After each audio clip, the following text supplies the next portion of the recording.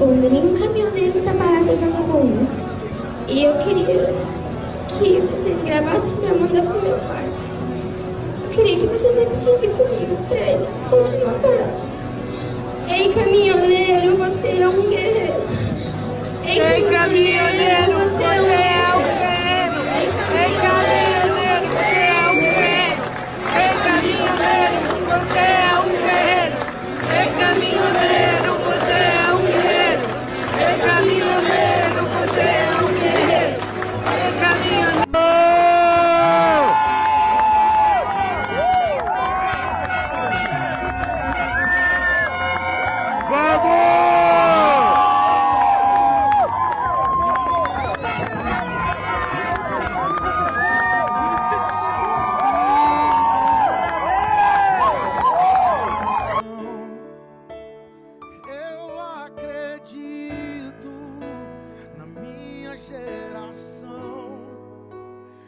Fui escolhido para mudar essa nação.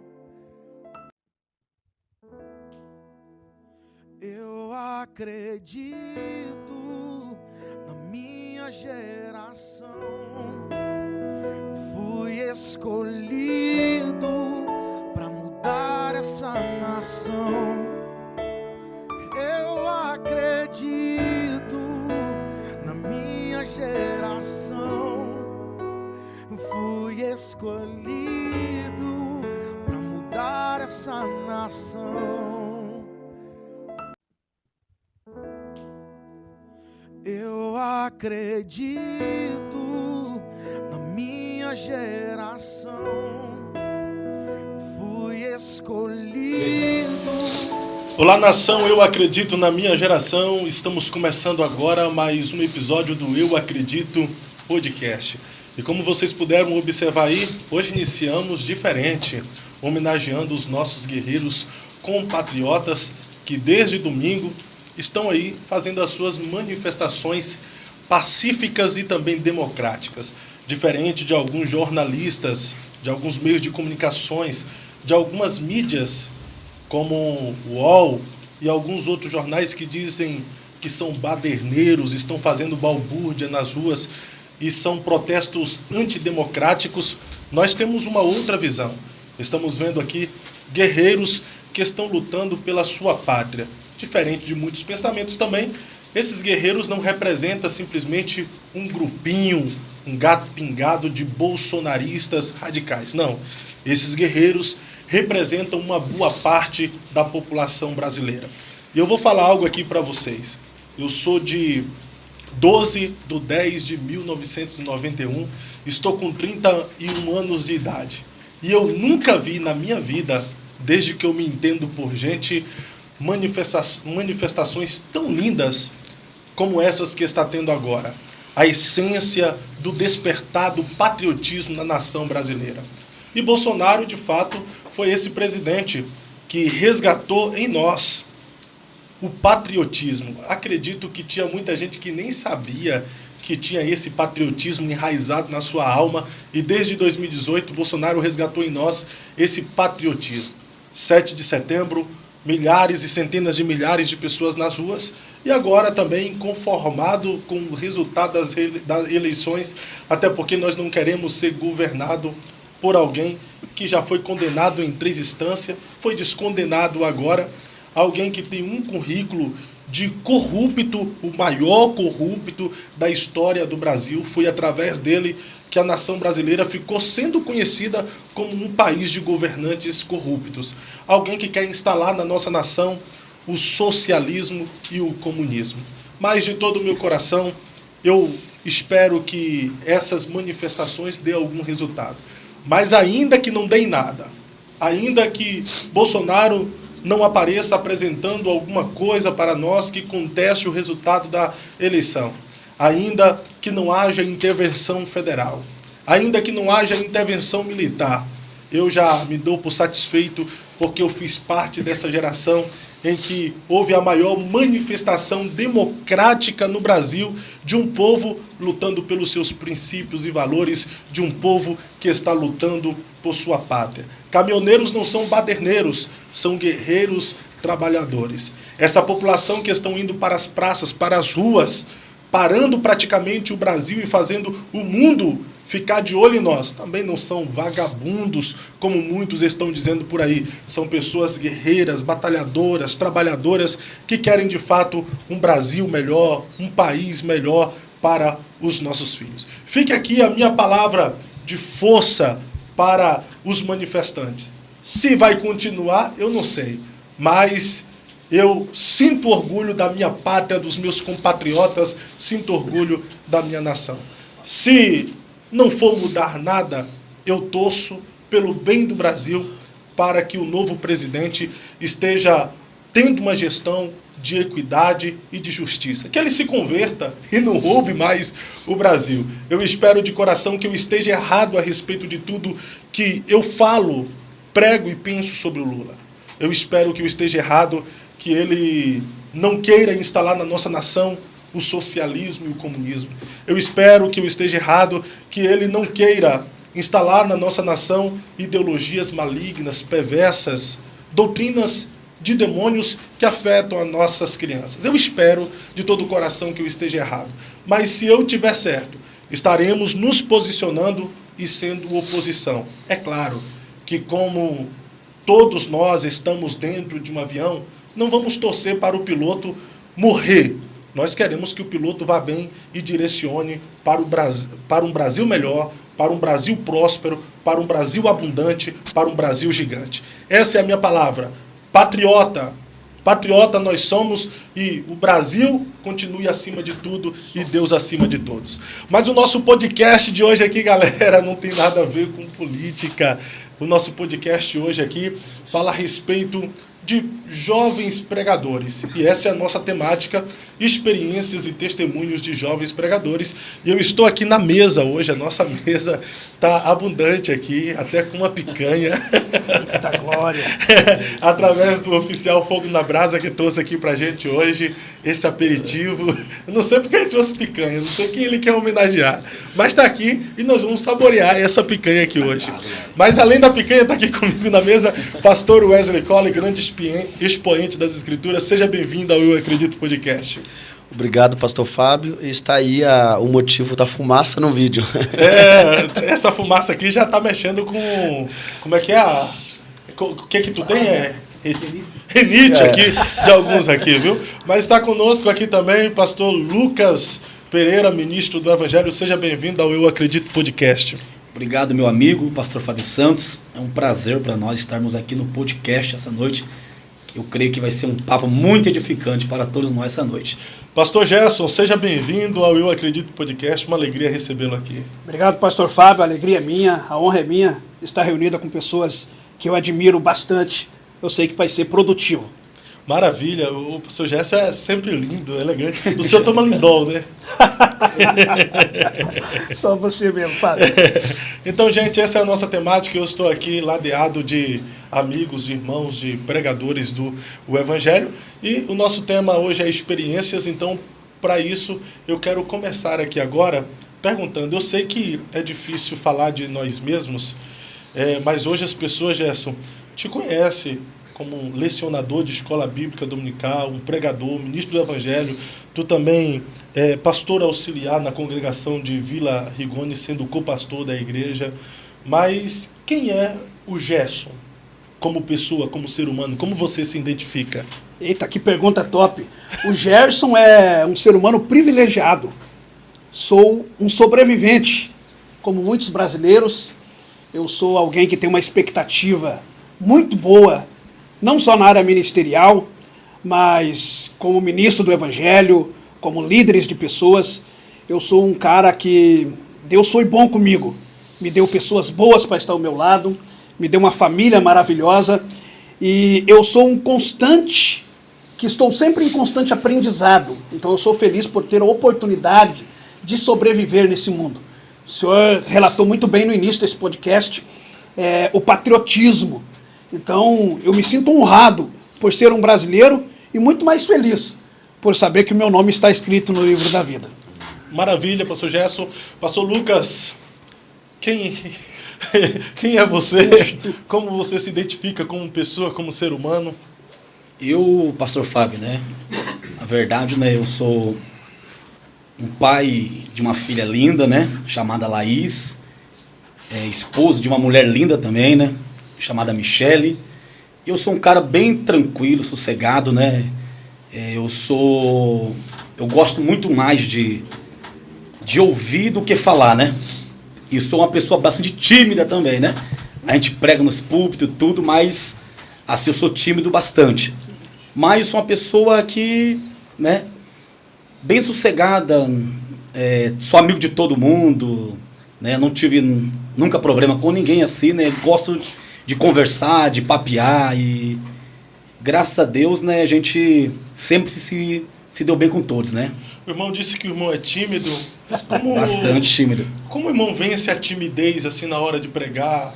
Porque acaba indo para o púlpito e tendo uma massa para te ouvir, né? Como o irmão lidar com o público na hora de ministrar a palavra de Deus? Como enfrentar a timidez? A verdade é só a graça de Deus mesmo, né? Coragem que Deus nos dá para subir lá em cima, mas a gente ainda treme um pouquinho, né? Tem aquele gelo dentro de nós, né? Acho que talvez todos nós, né? Quando vai assumir uma tribuna, um púlpito, né? Ver aquela massa, aquela multidão, né? Gela um pouquinho. Então, no púlpito, a gente consegue enfrentar tudo isso. Mas agora, pessoalmente, individual, conversar com alguém assim, eu prefiro mais ficar na minha do que falar, né? Então, hoje aqui no podcast, o irmão vai falar, enfrentar essa timidez. Hoje a gente tira ela do seu lombo. Brincadeira. Da glória. Amém. Amém. Quem é o senhor? Quem tu se identifica como ser humano, como pessoa? Pastor Fábio, obrigado por essa oportunidade. Se eu fosse definir isso em 2 palavras, eu definia humilde e lutador. A humildade é a que procede à honra, que nos leva à honra. Então, quanto mais humildes, seguindo o exemplo de Jesus, mais a gente vai angariar lugares, qualquer lugar que seja. E lutador devido a tantas dificuldades que nós passamos. Está aqui meu irmão Gerson, que não nos deixa mentir, mas nós sofremos bastante durante a nossa infância. Somos lutadores, não só eu, mas como toda a minha família. A família Collin é conhecida como uma família lutadora. Então, se eu fosse definir humilde e lutador, luto pela causa do reino, luto pela família e luto pela boa companhia, pela boa amizade, sem guardar ressentimentos de ninguém, por mais que nós somos, às vezes, né, criticados por alguns, mas como nós sabemos que o próprio Jesus não agradou a todo mundo, então esse é o Wesley, que você conhece. Maravilha. Sobre humildade, você acha que nessa geração que nós estamos vivendo, falta em muitos pregadores, ministros que alcançaram destaque? Creio que sim, Fábio, porque, na verdade, se nós olharmos o antes e o depois, a gente consegue enxergar 2 pessoas. Alguém antes da fama e alguém depois da fama. O maior problema dessas pessoas que estão no auge é não saber lidar com a fama, achando que a fama já é motivo para ele pisar nas pessoas. E, infelizmente, essa falta de humildade de muitos é o que tem manchado até mesmo muitos pregadores por aí. Por eles não conseguir lidar com isso. Quando eu estava aqui, eu abraçava todo mundo. Agora, quando eu cheguei num patamar maior, eu escolho quem deve andar comigo e aborreço, deixo de lado as pessoas que eu acho que não devem andar comigo. Mas você acha que isso é uma escolha ou na nossa vida existem ciclos? Existem ciclos de pessoas que estarão ao nosso lado. Vamos exemplificar aqui trazendo uma referência bíblica. Por exemplo, a Noemi estava lá em Moabe, e estando em Moabe, ela tinha como companhia as suas 2 noras, né? Ruth e Orfa.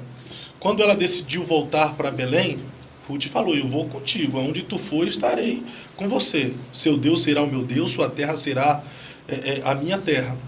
Mas em contrapartida, Orfa disse, não, eu vou ficar por aqui porque lá é incerto. Você não tem mais filho, você não tem mais marido, você vai para lá e está totalmente desamparada.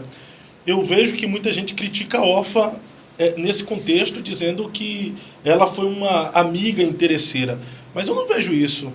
Orfa era natural de Moabe. Seria de fato incerto ela sair agora de Moabe para ir acompanhar Ruth lá em Belém. Então eu vejo muito aqui sobre ciclos. Existem pessoas que estarão em nossa vida, vai nos ajudar, vai somar conosco por um determinado ciclo. Mas ciclo tem data para começar e para terminar. O fato de algumas pessoas hoje não carregar consigo pessoas que esteve no seu passado, não significa também que ela perdeu a humildade. Não digo dessa parte, né? Nessa parte. Vai ter momentos na nossa vida que realmente a gente vai ter que selecionar. Vai ter momentos que a gente precisa se retirar.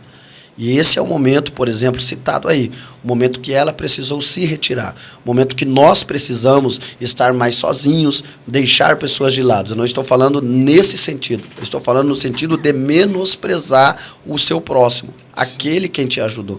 Eu estou falando nesse quesito, de menosprezar, de se achar que está num patamar maior e menosprezar o próximo. É só nesse sentido. Eu entendi. Então, em parte mais para uma ingratidão. Do que falta de... Apesar que o ingrato também ele não tem humildade, né? O ingrato ele não tem humildade de reconhecer que a pessoa esteve ao seu lado, que a ajudou. Então eu concordo plenamente. O que é que faz uma pessoa perder a humildade, na sua opinião, Gerson? Faz a pessoa perder a humildade, se achar superior a outra. Querer assumir a posição que a outra está. Isso faz uma pessoa deixar de ser humilde. Por exemplo, o pastor Fábio hoje está diante do Acredito Podcast. Aí de repente eu olho e falo, rapaz, se fosse comigo, teria muitos milhões de pessoas inscritas no meu canal. Eu conduziria de uma maneira diferente. É sobrepor a autoridade de outra pessoa. Não reconhecer essa autoridade me faz perder a humildade. Entendi. Lucas, o que faz uma pessoa perder a humildade? Eu acho que um pouco, né, como eu falo, o orgulho, né?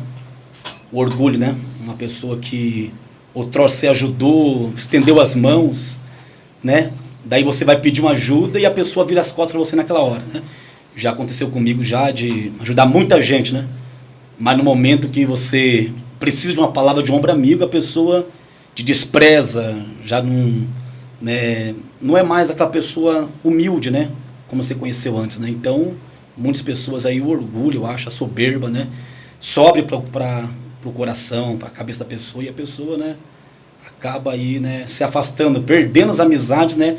Que talvez eram amizades importantes na vida dela, né? Mas elas trocam o que era prioridade por outras coisas, né, que acabam não valendo a pena. Verdade. Agora vamos continuar nesse tema aí. Wesley, você acha que o sucesso muda as pessoas ou ele simplesmente revela quem as pessoas sempre foram? Você já deu a resposta. Não, eu quero saber a sua opinião. Em parte, sim, muda. Só que na grande totalidade, realmente revela o que a pessoa é. Aquele ditado que diz, né, dê um poder a ela e nós saberemos quem ela é, né? Então, na grande verdade, a fama, o poder dado à pessoa revela realmente o que ela é, tanto na frente das pessoas quanto também nos bastidores. É isso, Gerson? Olha, pastor Fábio, eu acredito que a fama, ela altera a rotina de todos. Uma vez que a fama altera a sua rotina, obviamente você não vai estar com as mesmas pessoas sempre. Você sempre terá públicos novos, pessoas novas, e esta questão de ter pessoas novas, públicos novos, não quer dizer que você é soberbo, não quer dizer que a fama está te atingindo. Mas eu entendo que a fama ela atinge muito a nossa vida em vários setores. E se nós não estivermos o nosso psicológico preparado, nós passamos a nos ver superior às outras pessoas. Passamos a viver da fama e nos alimentar da fama. O erro das pessoas é se alimentar da fama, e uma vez que esta fama diminui, o seu psicológico é abalado e ela entra naquele sistema chamado depressão. Entendeu? Então a fama faz bem momentaneamente para algumas pessoas, e com o passar do tempo essa fama começa a fazer mal às pessoas. É isso que eu entendo a respeito da fama. Eu vejo pessoas humildes hoje, por exemplo, eu posso citar aqui o nosso pastor Natanael Silva, que é um advogado bem conceituado, que tem que é dirigente de uma das nossas grandes igrejas da Assembleia de Deus, coordenador geral da Almados Curitiba, que prega em grandes palcos. Hoje nós estivemos na Montese, que é um povoado bem simples, e ele está nessa congregação pregando. Isto é, a fama não o fez rejeitar um palco pequeno. E os famosos, hoje o grande problema é, o senhor é famoso? Sou famoso. Eu convido o senhor para pregar. A primeira pergunta do cara orgulhoso, que se preocupa muito com a fama, é: quantos ouvintes vai ter lá, pastor Gerson? Será que tem umas 300 pessoas? Não, a minha igreja tem 150 membros. Então eu deixo passar essa oportunidade, preocupando-se com a fama. Entendi. A expressão palco utilizada aí foi referente a alguém que é famoso, porque o famoso geralmente ele tem palco, né? Mas o anônimo ele tem altar. Só interagindo agora nesse tema aqui, qual a diferença de palco e de altar nessa colocação sua? Palco é um lugar onde vai se prestar um show. Altar é um local de adoração. No entanto, muitos dos nossos famosos, e é muitos no sentido de muita gente, usa o altar para dar show. E nós temos um grande problema hoje no nosso meio evangélico. Porque ministério é vocação. Vocação. Tem gente que foi vocacionado para poder falar a milhões de pessoas. E tem gente que foi vocacionado para falar a 10 pessoas. E são essas que são vocacionadas para falar 10 pessoas que estão falando a milhões de pessoas que a fama prejudica. Que não consegue lidar com a fama. Um Pedro da vida que prega, uau, 3.000 almas se converteu. Entendeu? Aí tem outros que é só para pregar para uma pessoa. Ministério não é voluntariado. E tem pessoas que confundem isso. Aí não consegue lidar com a fama. Porque ele busca a fama, mas é uma fama repentina. Eu estava conversando com o presbítero Lucas no nosso último encontro da Almados, ali no Pinheirinho, e eu disse: eu tenho orgulho de vocês. O senhor nem sabe, mas eu estava citando o senhor lá. Presbítero Fábio Santos, presbítero Wesley Collin e evangelista Lucas Pereira. Os remanescentes de uma Almados passada, que tiveram a oportunidade e continuam em pé. Prova que foram vocacionados e chamados por Deus. E tantos outros quantos que se levantaram também de igual forma e hoje ninguém nem sabe onde estão. É sobre essa questão que eu me refiro. Compreendi, entendi perfeitamente, reverendo. É isso mesmo. Eu penso que muitas pessoas estão confundindo hoje o altar com o palco.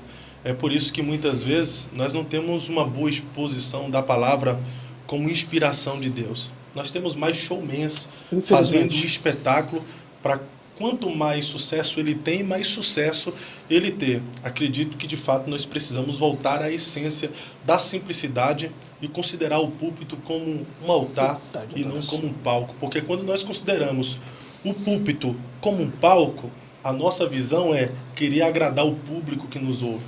É trazer alguma coisa que nos faça depois ser aplaudido, ser venerado.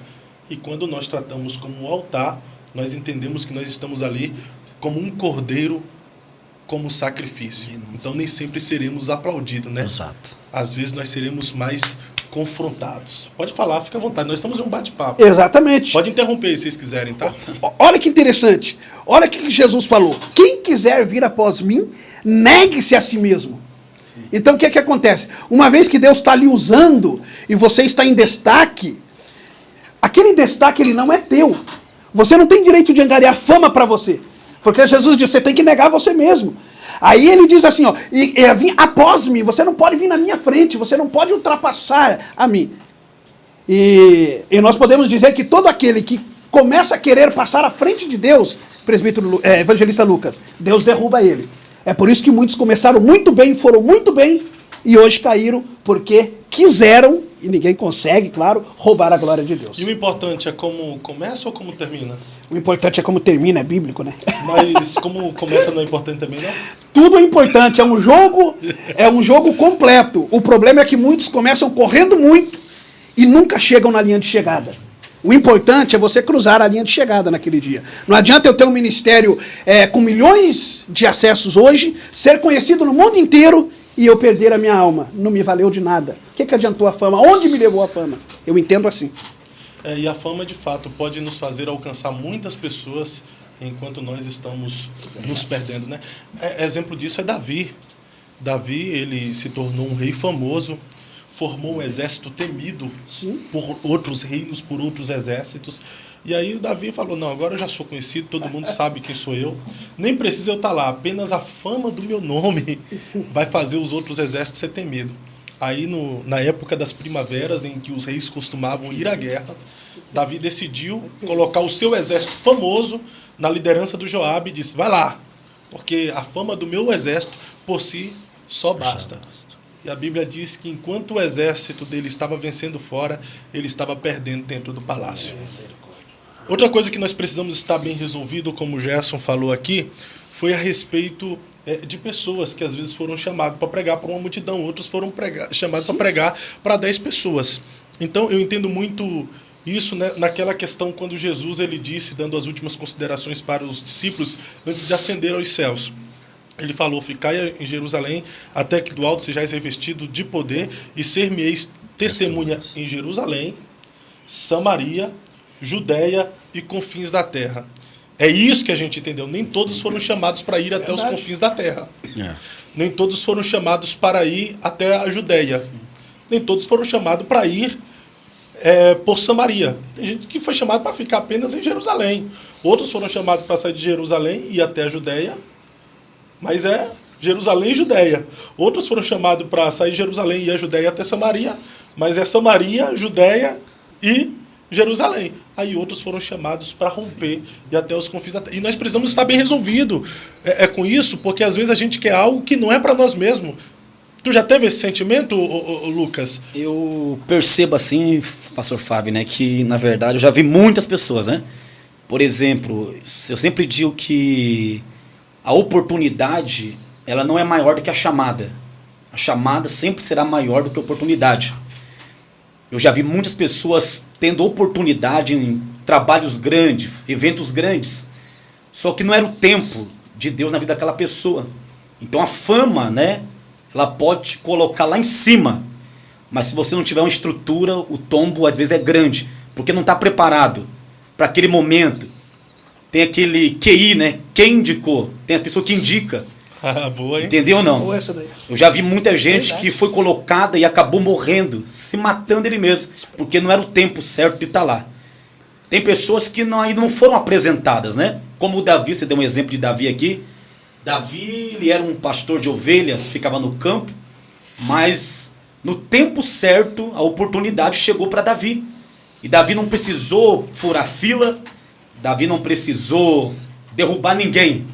Mas no tempo certo, Deus colocou Davi no trono. Então eu penso que é melhor esperar o tempo de Deus do que sair antes do tempo e acabar se frustrando depois. Uau! Então, pastor Wesley, melhor do que a oportunidade é estar preparado para quando ela vier? Pois é, ia falar exatamente isso. Peguei a sua fala. Pegou minha fala. O maior problema, Fábio, das pessoas é que elas não se preparam. Elas querem a oportunidade, mas elas não se preparam para aquele momento.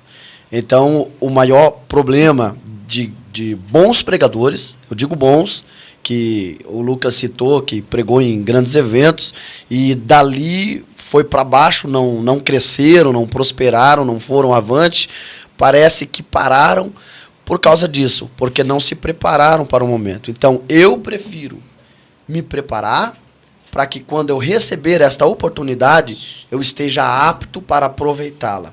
O máximo possível, dando o meu melhor, estando preparado para que não só o nome de Jesus seja glorificado, mas que também, por que não, outras portas se abrem através daquilo que você se preparou para você levar a palavra.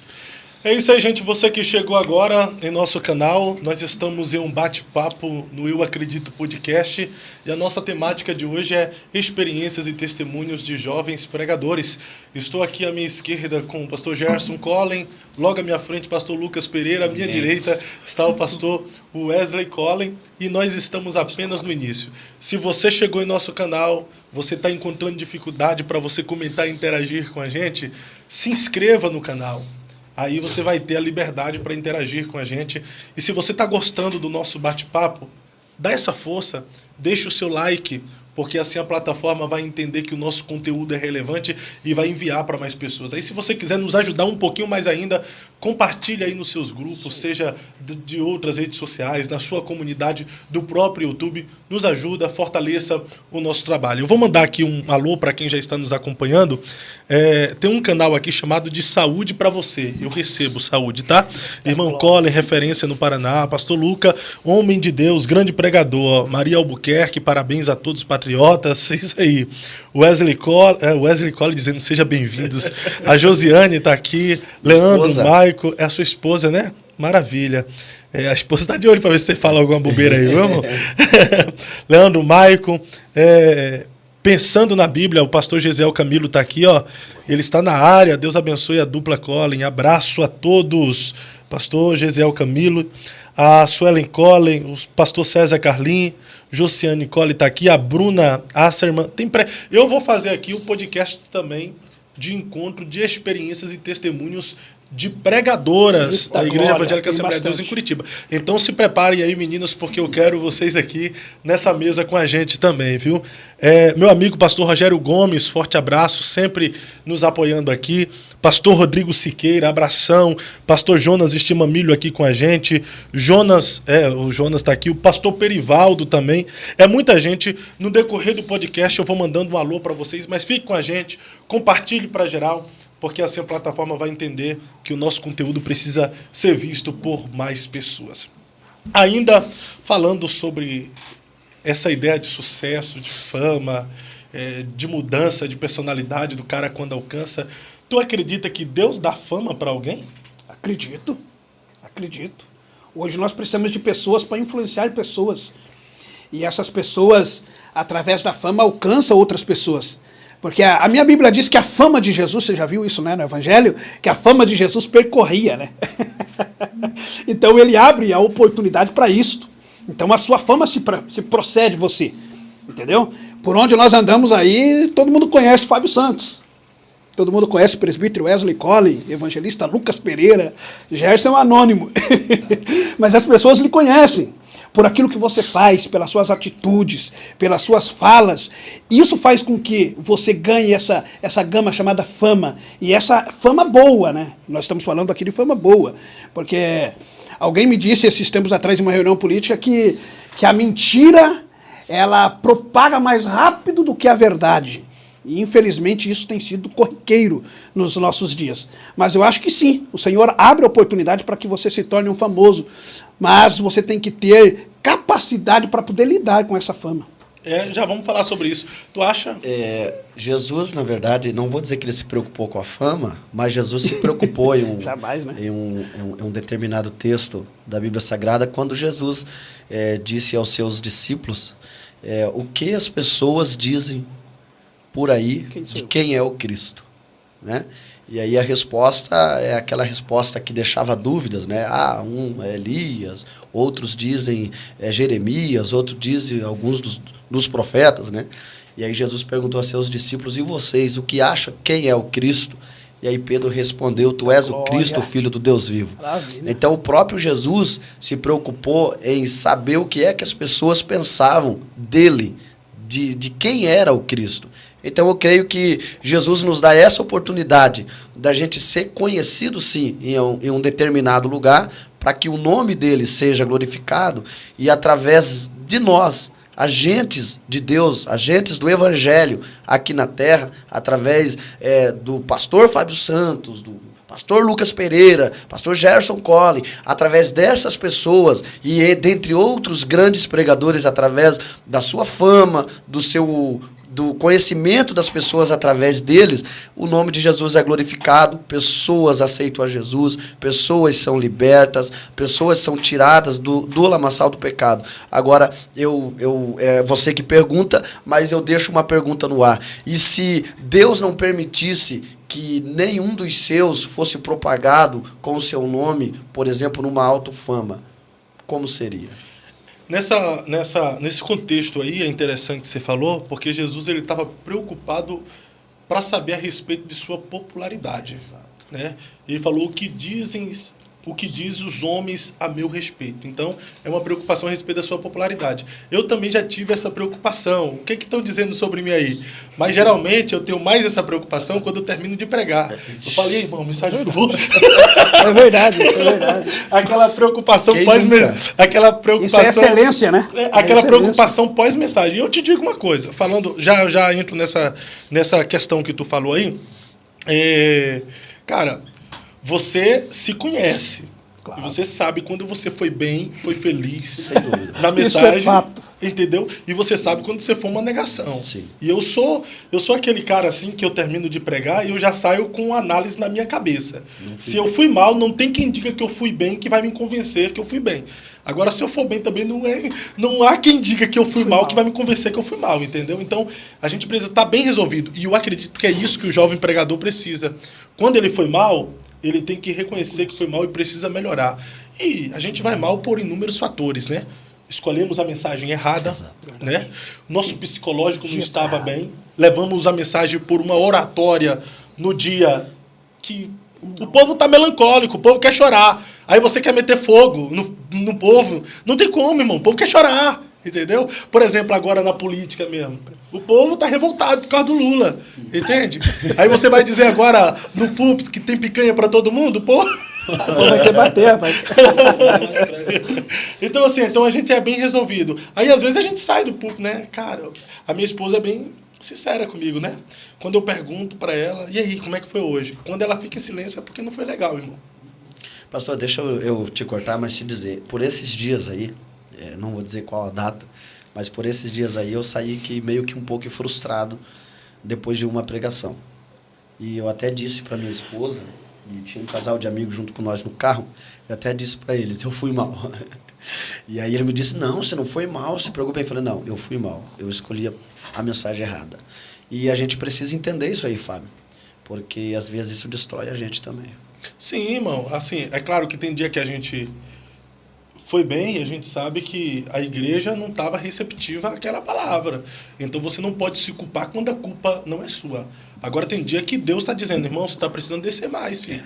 Tu precisa orar mais, buscar mais, jejuar, entendeu? E aí você tem aquele start na sua consciência que o erro de fato está em você. Agora falando sobre, continuamos daqui sobre fama, a Bíblia diz assim, ó, que Deus deu fama, que a fama de Josué corria por toda a terra, porque Deus era com ele. Então, de fato, Deus dá fama para o homem, mas não para o homem se achar o cara, ser aplaudido nos holofotes, no status, porque o mesmo Deus que exalta é o Deus que abate. Lucas, você hoje que é famoso em toda Curitiba, rapaz, a gente entra nas redes sociais do Lucas, irmão.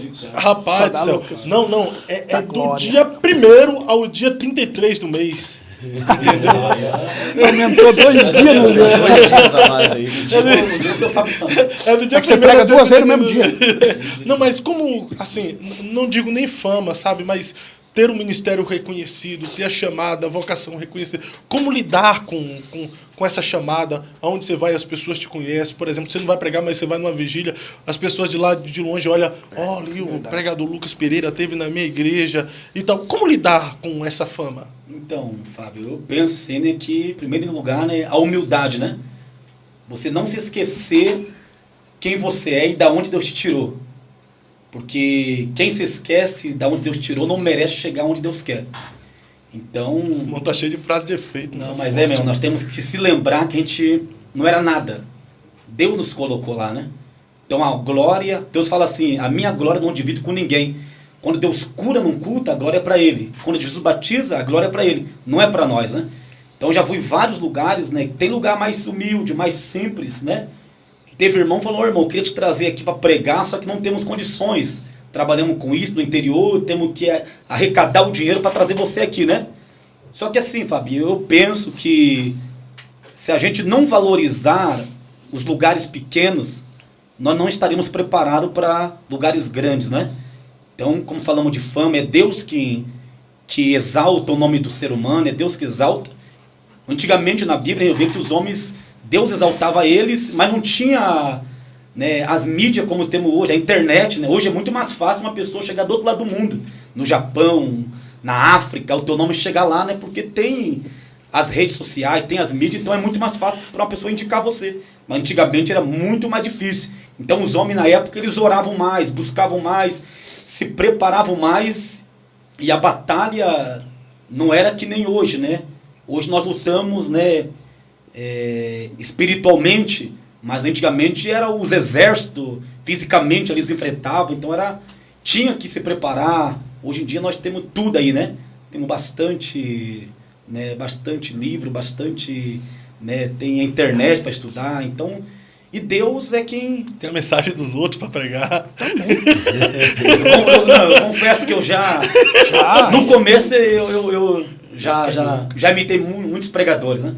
No começo imitava, mas era uma tristeza, porque caía gelo na igreja, né? Não caía poder, saía frustrado do culto, que eu sabia que não era eu. Era outra pessoa que estava falando ali. Então, mas, né, a humildade precede a honra, né? Então, para você permanecer lá, todas as pessoas chegam para você falar, nossa, Deus te usou hoje. Né? E tem elogio que a gente sabe que a pessoa é benção, né? Que a gente recebe, né? Mas tem elogio aí que parece que é o inimigo que quer que você se exalte na hora ali, para que você perca a bênção de Deus naquela hora. A bajulação e elogio, a gente tem que diferenciar, né? Bajulação te exalta, acaba fazendo você ter uma síndrome luciferiana, entendeu? Mas o elogio faz você fazer um ensimesmamento, olhando para dentro de si mesmo e questionar, quem era eu? Quem de fato sou eu? Tudo que eu tenho, tudo que eu faço não é por mim, é por uma força que está em mim, né? O elogio faz você, de fato, reconhecer que não é você, é Deus, né? Já a bajulação, cara, a bajulação, ela é tão terrível. Ela mexe com o ego, né? Mano, ela mexe com o ego, irmão. Levanta lá em cima. Ela faz você se achar. Mas o pior não é a bajulação, o pior é o bajulador, mano. O bajulador é uma desgraça. É igual cavão, entendeu? Definiu, Caio. Igual, o bajulador é igual o cavão, de verdade. Verdade. Quando tá apagado, ele te suja. Quando tá aceso, ele te queima, irmão. Sangue do cordeiro. Pega te essa queima. aí, gente. Anota aí. Não, o bajulador, ele é terrível. Então eu prefiro 1000 vezes pessoas ao meu lado. Pessoas sinceras. Quando eu errar, fala, Fábio, você errou. Quando eu estiver no caminho errado, cara, você tá no caminho errado. Cara, não foi legal essa mensagem. Você errou, você fez uma heresia ali, meu irmão. Do que alguém que fica bajulando. Foi bem, foi bom. Não, preciso de pessoa sincera ao meu lado que consiga me corrigir, entendeu? E não sempre querer massagear o meu ego. É oportunista, né? Podemos dizer, né? Pessoas oportunistas que te elogiam querendo alguma coisa em troca. O pior é que não tem nada para dar para ele. Eu sempre gosto de quando tenho oportunidade, de assistir as mensagens que eu prego. Para ver os erros que eu cometo nela. Porque eu sei que eu posso melhorar. Então, toda vez que eu vou pregar a palavra do Senhor, eu sei que talvez ali posso cometer algum erro pregando. Então, quando ela é filmada, eu entro, eu assisto, eu passo a noite assistindo. Não devia ter falado isso. Eu fico com vergonha dos meus gritos, às vezes. Eu não devia, exatamente. Eu não precisava ter gritado dessa forma. É mais ou menos assim mesmo. Né? O maior problema são esses bajuladores que olham pra gente e falam, rapaz do céu, você quebrou tudo. Eu não gosto dessa palavra, Fábio. É 2. Não gosto dessa palavra. Também não gosto, não, né? Não, sério, não gosto mesmo. Por que tu não gosta de quebrou tudo? Não sei, parece que tem um sentimento de um super-herói que chegou para ajudar e acabou destruindo tudo. Não tá certo esse quebrou tudo. Virou pelo avesso. Eu também não gosto concordo, disso. eu discordo. Cara, eu gosto geralmente quando as pessoas falam Deus te usou muito hoje. Aí entendeu? sim. Essa Glória. expressão. Tipo, quando o cara vem e fala, mano, você tá pregando demais. Cara, essas expressões... Ela não soa legal. Não soa legal. Cara, você pregou muito. Não soa legal. A gente desconfia já, né? Não soa legal, velho. É a melhor coisa falar, rapaz, que mensagem inspirada pelo Espírito Santo. Porque, assim, na minha opinião, não existem grandes pregadores. Existem grandes mensagens. Cara, porque, assim, eu já preguei uma mensagem simples, que ela se tornou grande. Mas não foi por minha causa. Mas foi porque Deus me inspirou e me conduziu nessa mensagem. Como diz, não existe ninguém melhor do que ninguém, até porque todos nós somos vasos de barros, aonde Deus decidiu depositar os seus valiosos tesouros. Então não somos nós, é Deus. Não são os nossos méritos, e sim os tesouros de Deus depositados em nós. Nenhum pregador é bom o suficiente para dizer que é melhor e que não tem nada que aprender. Todos os dias nós temos que aprender. Naquela mesma mensagem, Deus nos revela outras coisas profundas dentro do mesmo texto que nós já pregamos. Então, a gente precisa compreender isso daqui. Todo dia, eu quero aprender um pouco mais. Uau, naquela mesma mensagem. Naquela mesma mensagem. E sobre repetir mensagens? Rapaz, a Bíblia ela é gigante. E para nós que a estudamos há tantos anos, ela se torna pequena. E eu creio que a palavra de Deus ela tem um efeito produtivo infinitamente. Então, um Jesus te ama hoje, que eu digo hoje para uma pessoa, por que é que eu não posso dizer um Jesus te ama para outra pessoa ali na esquina?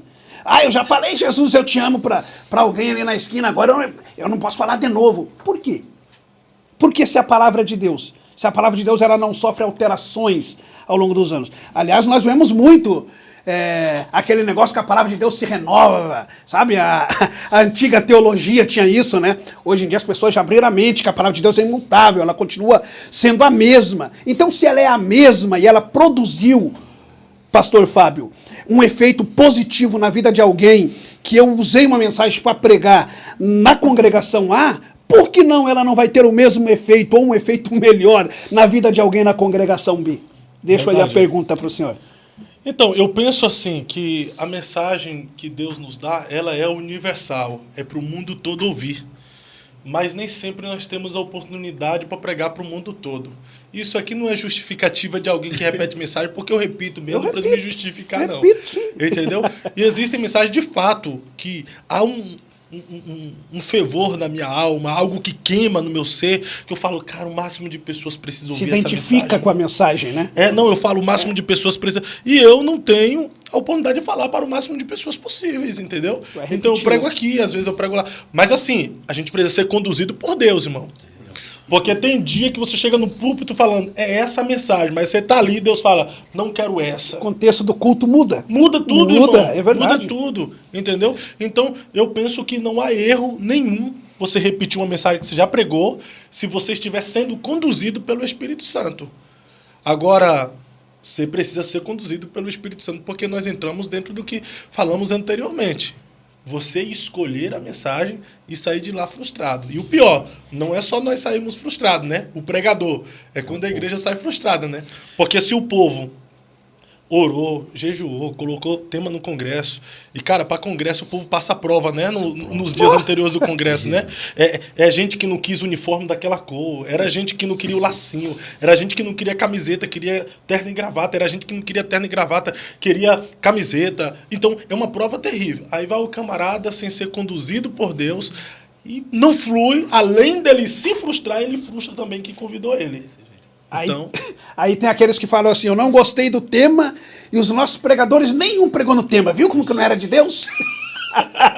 Já aconteceu isso. Mas, Fábio, a melhor coisa que você escuta de alguém depois que você prega é quando alguém te procura no particular e olha nos teus olhos e diz assim, foi para mim.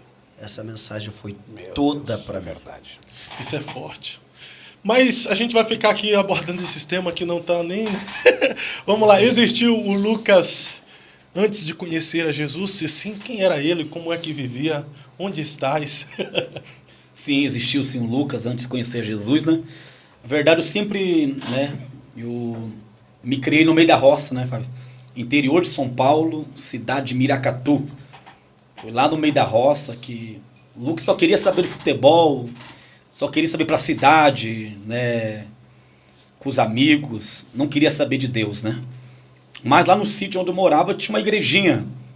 E ali perto da igrejinha tinha um campo de futebol que toda tarde nós reuníamos, depois do trabalho da roça, para jogar futebol. Só que tinha um presbítero lá, né? Anísio, o nome dele. Ele não desistiu de nós. Sempre que passava no campo, ele falava, vamos pro culto hoje, vamos para a igreja de noite. E eu enrolava, na verdade, né? Eu, na verdade, não queria ir para a igreja, não queria saber de igreja. Eu ficava enrolando ele, falava, ó, irmão, amanhã eu vou com você, viu? Daí chegava no dia, eu não ia, né? Me escondia, ficava em casa e não queria ver ele. Então, existiu sim o Lucas, né? Que não queria saber de Deus e só queria saber de... Né? Eu, na verdade, eu tinha 17 anos de idade, já estava nas baladas ali em São Paulo, ali, né? Diversão, um monte de coisa. E me ofereceram, assim, já drogas, mas eu nunca fui viciado em drogas, né? Graças a Deus aí, já me ofereceram. Mas já experimentou? Nunca experimentei, graças a Deus, não cheguei a Então não tinha como viciar a cheirar, não. Graças Mas a eu Deus. sempre tive o desejo, assim, porque eu via os amigos, né, querendo provar, e eu falava, nossa, tem que provar para ver se, né, todo mundo tá falando nisso, eu quero também. Mas daí eu acho que Deus não permitiu, né? Deus te preservou, né? Deus me preservou ali. Até questão também de, né, eu não sou contra, né, cada um, né, questão de tatuagem, por exemplo, né? Uma vez, né, me falaram, vamos fazer um dragão na perna, um dragão nas costas, e eu achava bonito, né? Mas daí também, né, não era crente, mas senti que no futuro, talvez, né, ia fazer mal pra mim, né? Tô falando pro outro, pra mim, assim, ia fazer mal. Daí eu também não... Mas eu, né, então... E como é que foi o seu encontro com Jesus? Então, na verdade, foi na roça também, interior de São Paulo. No meio da roça, foi numa quarta-feira, eu me lembro como fosse hoje, uma quarta-feira, tava trabalhando no sítio, né, no meio do bananal, trabalhando e por 3 vezes eu vi uma voz me chamar pelo meu nome no meio da roça. 3 vezes eu vi uma voz me chamar pelo meu nome. Na terceira vez, né, que aquela voz me chamou, falou comigo bem assim, Lucas, vai lá pra tua casa. Morávamos na roça, né, tudo, minha família simples, humilde, e eu fui pra casa. Era uma tarde de quarta-feira, meio-dia. Testemunha grande, mas vou resumir aqui, né? Daí, cheguei em casa, o Espírito Santo falava no meu ouvido. Vai lá no teu quarto, pega tudo que você tem na tua gaveta, os CDs do mundo que você ouve, né? Eu ouvia muito rap, black, hip hop. Gostava muito disso aí. Então o Espírito falou, vai lá no teu quarto, pega tudo que você tem lá, acende o fogão a lenha lá fora e queima tudo no fogo que você tem. E eu fui obedecendo aquela voz. Não conhecia Jesus, não conhecia o Espírito Santo, mas eu fui obedecendo aquela voz. Queimei tudo que eu tinha. E o Espírito falou assim, ó, hoje à noite você vai na igreja. O Espírito Santo falou comigo. Hoje você vai na igreja. Era uma quarta-feira. Os irmãos se reuniam no sítio para cultuar a Deus, eu me lembro. E eu entrei naquele culto naquela noite, quarta-feira, sentei na última cadeira. Porque quando você não quer que ninguém te veja ou que ninguém te apresente, você sempre acha um lugarzinho lá no último banco, atrás da pessoa mais alta da igreja, para ninguém te ver. Então eu sentei atrás da pessoa mais alta no culto e fiquei escondido. Mas naquele culto lá não adiantou. Né? Deus me viu lá atrás e eu ouvi uma voz falar comigo, Lucas, dê glória ao meu nome. E era Deus trabalhando no meu coração, né? Aquela voz dizia, Lucas, dê glória ao meu nome. Mas eu endurecia meu coração. Falei, eu não vou dar glória, eu não sou crente, não sei o que está acontecendo. Eu endureci meu coração. Mas de repente as lágrimas começaram a descer pelo meu olho. Não era cristão, mas a lágrima começou a descer. Comecei a sentir uma alegria dentro de mim ali, que comecei a tremer inteirinho na cadeira onde eu estava. E uma voz, né, falava, dá glória ao meu nome. E eu endureci meu coração, mas de repente as minhas mãos começaram, Fábio, a se levantar sozinho, Wesley. As minhas 2 mãos se levantavam, uma força tomava minhas mãos que começava a se levantar para o céu. E eu não entendi aquilo. Eu com vergonha do culto, todo mundo estava ali, o que vão pensar de mim? Todo mundo vai achar que eu estou doido aqui levantando as mãos. Eu abaixei a minha mão e de repente os meus 2 pés começaram a bater no chão, marchando. Começaram a bater. E eu abaixei a minha cabeça ali, fiquei ali no meu cantinho. E de repente o pregador começou a pregar. Eu me lembro hoje que o missionário Silas começou a pregar no sítio. Daí ele fez o convite. Quem quer aceitar Jesus hoje? E eu lá atrás, não levantei a minha mão. Estava com o coração duro ainda. E o rapaz estava do meu lado e fez o convite. Você quer aceitar Jesus hoje, Lucas? Eu falei, hoje não, deixa para outro dia. Mas na mesma hora, né? Aquela voz dizia, dê glória ao meu nome. E eu lá atrás. Mas aquela multidão no sítio ali, todo mundo de pé, um monte de gente de pé ali, dando glória a Deus. E eu lá atrás sentado, mas de repente, com os olhos fechados, o pregador falou assim, ó. Quantos aqui podem glorificar a Deus nesse culto? Porque tem uma alma aqui na frente aceitando a Jesus Cristo. Que eu vou falar aqui agora, né? Muitos talvez duvidem, né? Muitos não creem, né? Mas naquela noite eu não sei o que aconteceu. Eu só sei que quando eu abri os meus olhos, aquela pessoa que o pregador estava falando era eu de joelho, lá na frente do altar, aceitando a Jesus Cristo. Forte. Quando eu me levantei do chão, o pregador olhou para mim e profetizou e falou assim, ó, Deus vai levantar esse jovem como um pregador do evangelho, Deus vai levantar ele como um evangelista, um ganhador de almas, Deus vai levantar ele na terra. Quando eu me levantei do chão para ficar de pé, ele colocou a mão na minha cabeça, o pregador Silas, e na mesma hora eu fui batizado com o Espírito Santo. Que lindo, na minha olha. conversão. A partir Glória dali, a Deus. nunca mais, né? Saí dos caminhos do Senhor Jesus. Que maravilha. Pessoal, você que chegou aqui agora, continue com a gente. Você que já estava, permaneça também. Envie esse conteúdo para mais alguém, porque estamos aqui numa temática muito legal, experiência jovens pregadores. Ouvimos agora o testemunho do Lucas Pereira a respeito da sua conversão e também do seu batismo com o Espírito Santo. Deixe o seu like, assim a plataforma vai entender que o nosso conteúdo é relevante. E se você ainda não é inscrito, se inscreva no canal aqui agora e interaja conosco, deixe seu comentário, deixe a sua pergunta que eu vou colocar sua pergunta aqui na mesa para nós discutirmos sobre ela daqui a pouco. Existiu o Gerson antes de conhecer a Jesus? Graças a Deus, eu iniciei aqui dizendo que eu sou um privilegiado, nasci em um lar cristão, graças a Deus, tive a oportunidade de ser bem instruído pelos meus pais. Meu pai dirigiu inúmeras igrejas, uma época bem difícil ministerialmente, e tivemos um ensinamento com uma base da palavra muito boa. Claro que quando surge a juventude na nossa vida, e aqueles desejos de conhecer outras coisas, outros lugares. E, na verdade, eu nunca fiquei desviado da igreja. Mas eu comecei a trabalhar em uma empresa que eu viajava o Brasil inteiro, o Mano deve lembrar, e eu fui me afastando temporariamente da igreja. E todas as vezes, pastor Fábio, que eu ia fazer alguma coisa errada, a Bíblia ela é fantástica. Eu sempre digo que eu amo a Bíblia. Porque o Antigo Testamento, o Provérbios fala, ensina o menino no caminho que deve andar, que quando crescer não vai desviar dele. Sempre que eu ia fazer algo errado, mesmo longe do meu pai, da minha mãe, da minha família, era como se aparecesse um filme na minha frente, o meu pai dizendo, você não faça isso, você não faça aquilo, porque vai desagradar a Deus. E eu sempre me retraía. Os meus amigos falavam, eu não entendo, eu tinha um apelido de baixinho na empresa, e os camaradas iam pra balada, sabe? E a gente alojado. E eles falavam, hoje nós vamos lá pro prostíbulo, vamos. Eu não vou. Rapaz, mas por que você não vai? Nós vamos pagar para você. E eu dizia, isto é contra os meus princípios. Então o Espírito Santo não deixava a gente fazer errado. Então eu me considero um privilegiado por não existir um Gerson antes do Evangelho. Todavia, eu me lembro que um dia eu levantei a minha mão aceitando Jesus. Confessando Jesus como meu Salvador, ainda muito criança. Nós fazíamos cultinho em casa, o Wesley deve lembrar. Nós fomos sempre uma família de cultos em casa. Pra você ter uma ideia, as nossas mesas de refeições, meu pai obrigava-nos, antes da refeição, ler um versículo. Hoje era o dia do fulano, e nós éramos em 6. E o meu pai falava assim, amanhã no almoço é o Gerson que vai ler. E eu li o versículo e falava assim, o que você entendeu desse versículo? E a gente expunha nossas ideias. E eu sempre fico pensando, meu pai era tão inteligente na Bíblia, pastor Fábio. Eu sempre fui fã do meu pai. Meu pai é o pregador mais famoso, Colin, é o meu pai. Meu pai tinha um conhecimento de explicar e de expor a Bíblia.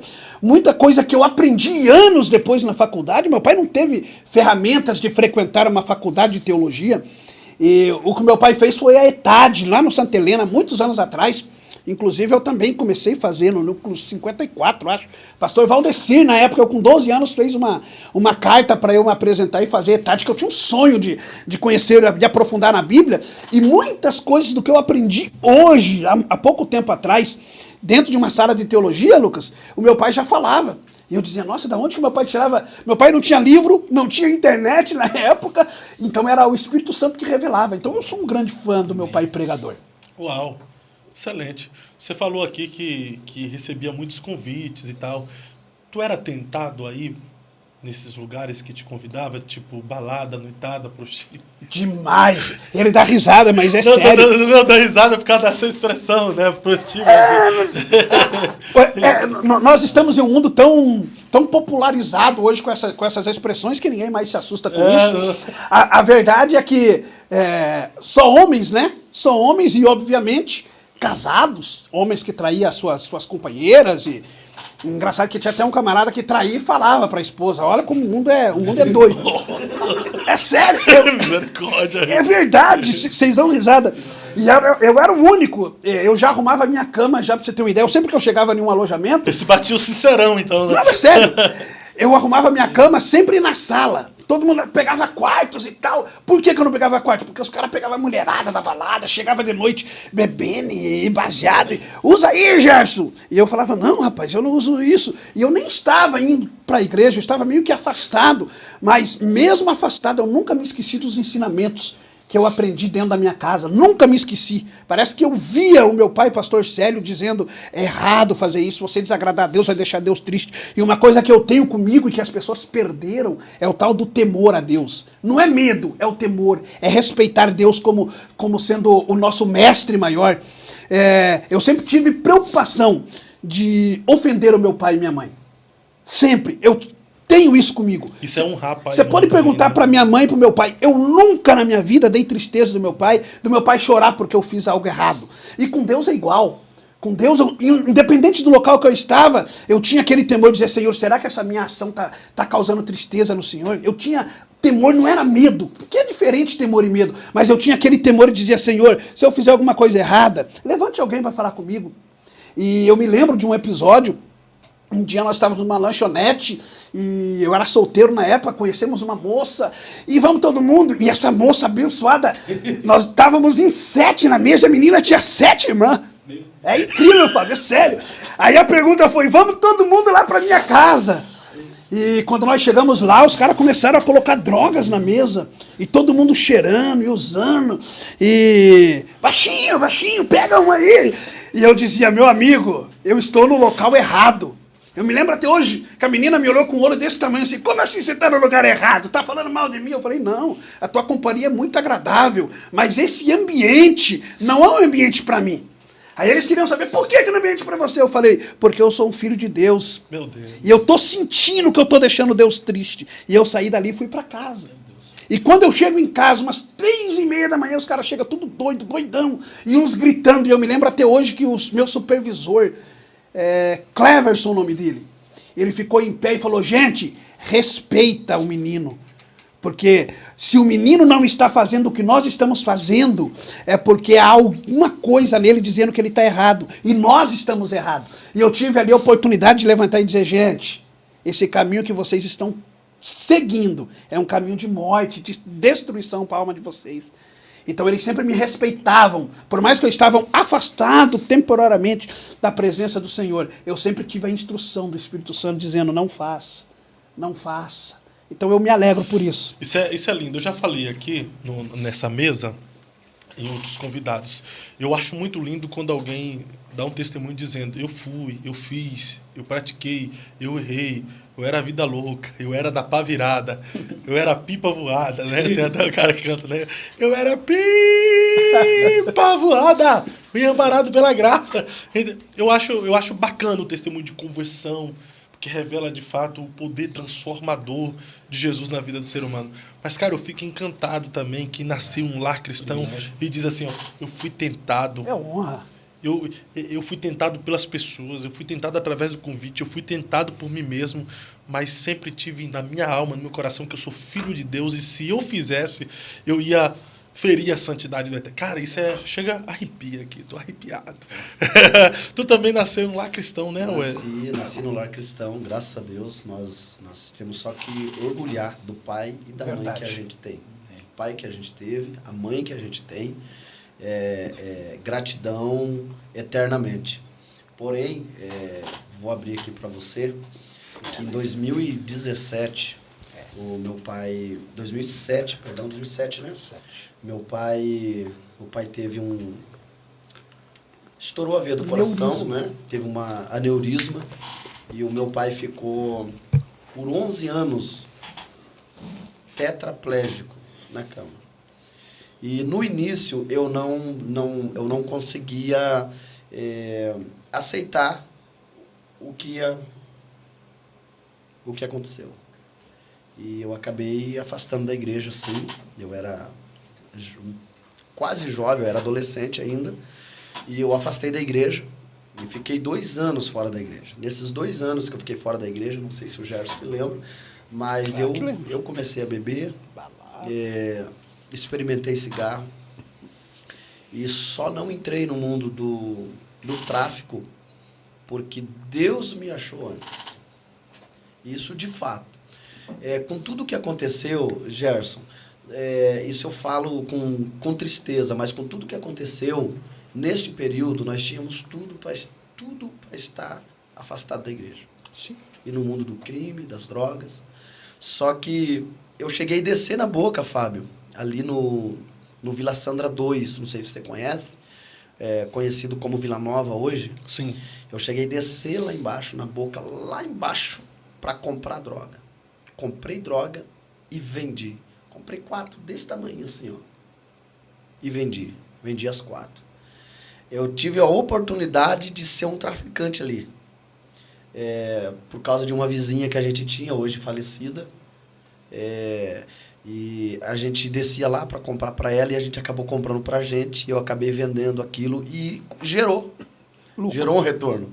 Então eu tinha tudo para entrar para o mundo das drogas. Só que a segunda vez que eu fui descer de novo, eu lembrei dos ensinamentos do pai. Eu lembrei dos ensinamentos da mãe. Da glória. Eu lembrei do texto, quando o texto diz: instrui o menino no caminho em que se deve andar, que quando ele se envelhecer, não se desviará dele. Então eu lembrei desta frase, lembrei dos ensinamentos do pai, e aí o Espírito Santo falou na minha mente: aí não é lugar para você. E aí foi que eu voltei, abri os meus olhos, e eu tinha 2 anos que não pisava em uma igreja evangélica mais. E eu me lembro uma madrugada que eu chegando da balada, era basicamente 5h30 da manhã, eu ouvi a minha mãe orando no quarto dela: cuida do meu filho Wesley. E aquelas palavras vieram para dentro do meu coração, entrou no subconsciente e ficou: cuida do meu filho. Não deixa que nada aconteça com meu filho. E eu resolvi voltar a tempo para os caminhos do Senhor. Se não hoje, talvez, nem aqui estaria mais. Uau, coisa linda, hein? Deu sorte.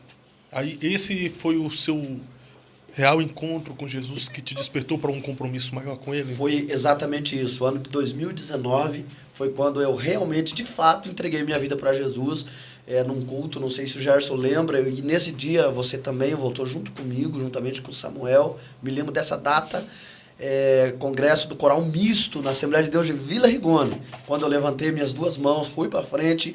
No sábado à noite, retornei para os caminhos do Senhor, e no domingo à noite, a liderança da juventude me colocou no meio do vocal para cantar, e aquilo me deu uma alegria, um ânimo, e eu voltei e fiquei, e até hoje não largo mão, porque é o melhor lugar para se estar.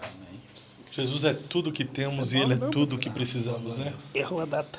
Hã? 2019 não, mano. 2009. 2019 tu já era pregadorzão. 2009. 2009. Que tremendo, né? 2009.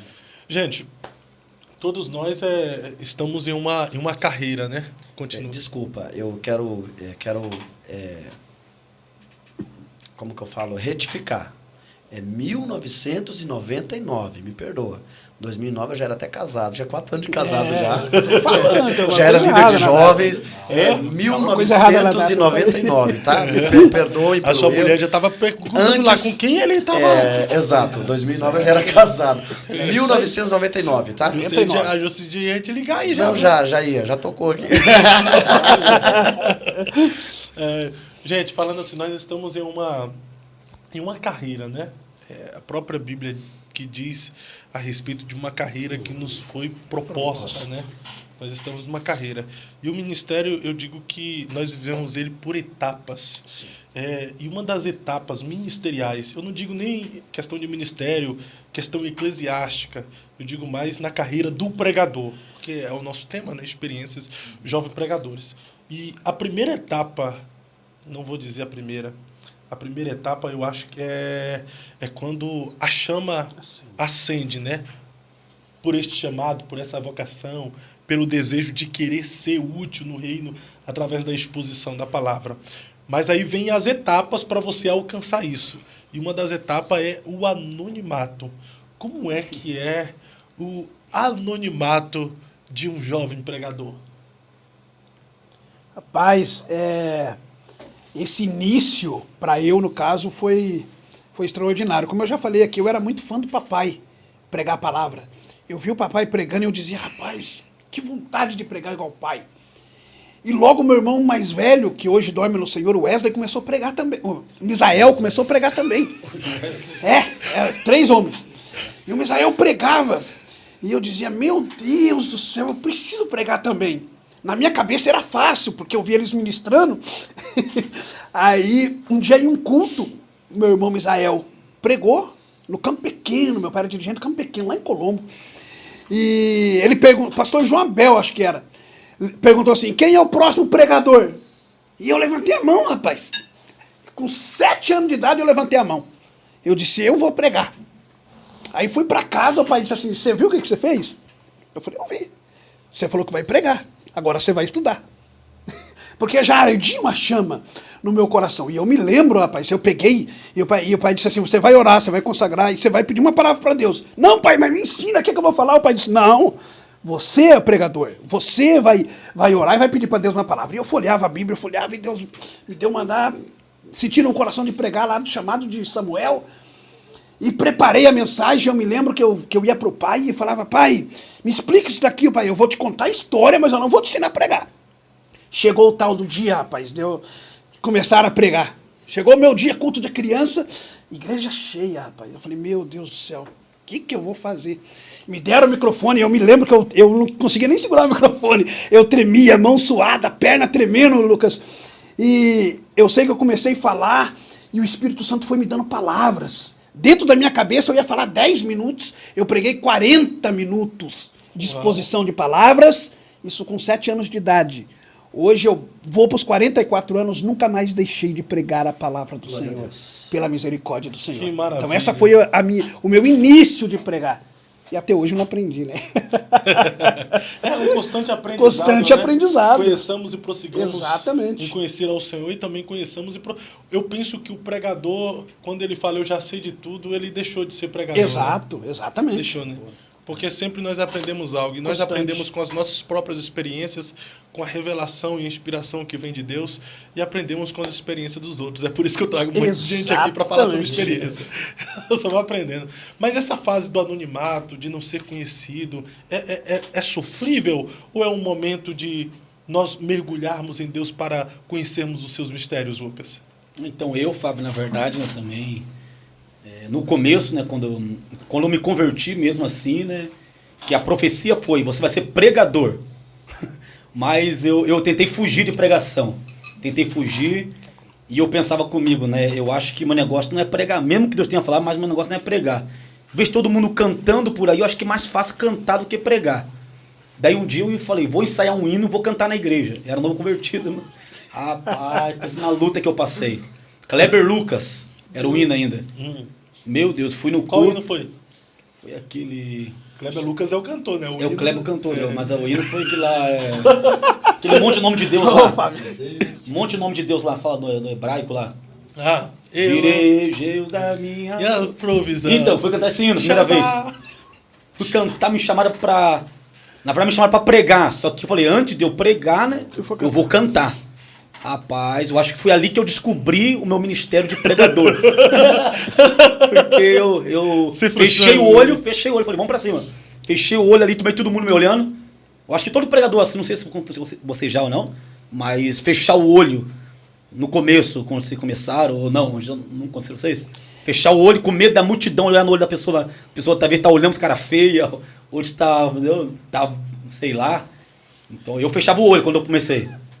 Com medo, né? Mas fui cantar o Kleber Lucas, me perdi no hino, no playback, não sabia o que estava falando mais. Daí eu comecei a falar língua estranha só. Não, porque eu falei, vamos passar vergonha. Pelo menos língua estranha vai descer aqui. Daí eu comecei a falar língua estranha. Comecei a falar língua estranha e pior que o fogo pegou na igreja. Deus honrou ainda. Deus honrou. Daí eu falei, agora eu vou pregar, irmãos. Só que a mensagem que eu estudei uma semana inteira, jejuei semana inteira, para me pregar a primeira mensagem, rapaz. Né? Só que cheguei na hora, me deu um branco ali na mensagem, que eu não sabia falar nada. Só sei que eu falava, Jesus é bom, o diabo não presta. Jesus é bom, o diabo não presta. E nisso Jesus batizou com o Espírito Santo um monte de gente. Jesus batizou com o Espírito Santo. Mesmo. Porque eu falava, Jesus era bom, o diabo não prestava. Errado não tá, né? Era simplicidade, né? Eu esqueci a mensagem. Eu lembro que era a visão da escada de Jacó, primeira mensagem. Só que... Mas a mensagem como vai pregar a primeiro, mensagem que velho. vai pregar, velho. É porque na verdade é onde eu tive uma experiência, né, Senhor com os estava céus aqui, eu não abertos. sabia. Eu vi os anjos na experiência, assim, né? Primeiro que eu tive. Eu acho que você ouviu o Yosef Akiva, né? A visão da escada de Jacó. Não existia, né? Mas foi a partir daí, Fábio. Então que, né, anonimato pra mim, assim, eu comecei lá atrás, né? Eu ensaiava, na verdade, no espelho, né? Chegava em casa, pegava um vidro de perfume, desodorante, sabe? E eu pregava pra mim mesmo, em casa, no banheiro. Pegava um cabo de vassoura, fingi que era o pedestal meu na época, né? Pregava pra mim mesmo ali e comecei assim. Comecei pregando pra mim mesmo. Daí, como Deus operou tão grande nesse dia que eu preguei a primeira vez, que batizou com o Espírito Santo, só que eu achava que não era Deus. Eu pensei, eu fiz acontecer tudo isso. Eu sou o cara da vez. Falei, na próxima vez, eu vou fazer fogo cair do céu. O pior erro do pregador é esse, confiar em si mesmo, né? Daí, segundo convite que eu recebi, foi num lar, pregar num lar. Eu ia pregar sobre Lázaro. Estudei, né? Primeira, né? Segunda mensagem. Lotada a casa. Minha família, tá na casa da minha família. Pessoas não evangélicas, bastante vizinho convidado, esperando o Lucas a pregar hoje. Daí eu fui me achando. Rapaz do céu. Isso é uma prova que eu passei naquela Foi noite. abatido, amado? Rapaz. Travou na hora ali, entendeu? Quando me chamaram, Lucas vai pregar, eu não sabia o que falar. Travou, não saiu palavra dentro da minha boca. Eu senti por um momento que o Espírito Santo, né, que estava na minha vida, tinha se retirado da minha vida. E eu passei vergonha. Falando, realmente, eu passei vergonha ali, entendeu? Porque eu achava que era eu que fazia, mas não era eu, era o Espírito de Deus que operava. Então, no momento, eu falei, irmãos, né, vamos orar aqui. Não preguei. Falei, vamos orar. Só orei e o pastor tomou a direção e continuou o culto, que eu não falei mais nada. Ô Wesley, nós estamos, como eu disse anteriormente, numa carreira. Eu não sei qual objetivo você tem na questão de ser pregador, né? Às vezes a gente oculta muito os nossos anseios. O cara fala, cara, qual é o seu objetivo? Ah, eu só quero viver o que Deus tem para mim. Beleza, perfeito. Mas todos nós temos objetivo na vida. E se eu prego, por exemplo, eu quero pregar nos grandes congressos do Brasil e isso não é errado. Ah, por que não vai pregar na rua? Eu prego também. Aonde? Por que não vai? Prego nas praças também. Por que não vai? Sim, mas eu quero sim pregar nos grandes congressos desse Brasil também. Mas até chegar lá, meu irmão, é um processo. Dentre os tantos processos existe o anonimato, onde você não é conhecido e por não ser conhecido, às vezes é descredibilizado, não tem tanta oportunidade, não é o seu caso. Mas tu já passou por isso. Como é que é esse sentimento de viver o anonimato? Então, Fábio, deixa eu te dizer. Algo que está preso aqui dentro. Tá? Solta. Vou soltar agora. Solta! Eu entendi qual é o meu chamado. E o meu chamado não é pregar. O meu chamado é pastorear. Eu entendo que esta fase que eu estou vivendo da pregação é um aprendizado, é um processo na minha vida ministerial que Deus está me preparando para o pastoreio. Enquanto isso não chega, eu vou me preparando para isso, né? Você não ser lembrado, essa fase do anonimato, você não ser lembrado, é frustrante para aquele que é esquecido. Por quê? Não que você não seja um bom pregador, mas você não ser lembrado, e quando você vive no anonimato, é quando alguém te esquece. Ou foi Deus que te escondeu, né? Ou você foi esquecido de fato por alguém, por pessoas. Ninguém te indica, ninguém te chama, você não é lembrado, você não é visto. E isso machuca aquele que tem a chama dentro dele para pregar. E eu já tive amigos, por exemplo, que já pediram para mim, me ajuda, porque ninguém me chama para pregar e tal. Mas eu entendo ele, eu entendo porque tem uma chama que arde aqui dentro, que ele quer soltar aquilo para fora, mas ele não consegue porque não existe essa oportunidade. Aquilo que você disse, vai para a rua, vai para os ônibus, né? Pega uma caixa de som, é claro, mas aquele pregador, ele quer nos grandes congressos, ele quer estar nos grandes eventos e quando ele não é lembrado... Ele quer primeiro ali começar no reduto do qual ele faz parte, né, Sim. irmão? Porque, tipo assim, se tem outros que recebem oportunidade, por que ele não pode receber também? Exato, só que como ele não recebe essa oportunidade que ele acha que deveria ter, isso machuca por dentro, porque ele está vivendo essa fase do anonimato, do esquecimento, e isso acaba prejudicando. Agora, eu entendo aquilo que você disse no início deste assunto, eu entendo que o anonimato que a gente chega é uma oportunidade que a gente tem de se reinventar, de se preparar, de ler mais, de buscar mais, buscar subsídios, estudar um pouquinho mais. Você não está sendo lembrado agora, mas quando Deus quiser, de repente, numa única oportunidade, teu nome é soprado. Você sai do anonimato e Deus te eleva. É quando Deus tira da aljava, né? Exato, te joga como uma flecha e aí não tem, aí ninguém mais para. Verdade. E eu penso também que o anonimato, ele é uma escola em que o próprio Deus vai te moldando, vai te forjando e vai te preparando para você viver o que ele tem preparado para você. Agora imagina se todo mundo que viesse para Jesus e de fato tem uma chamada, Deus vai falar, você tem chamada, pronto e coloca? Não dá.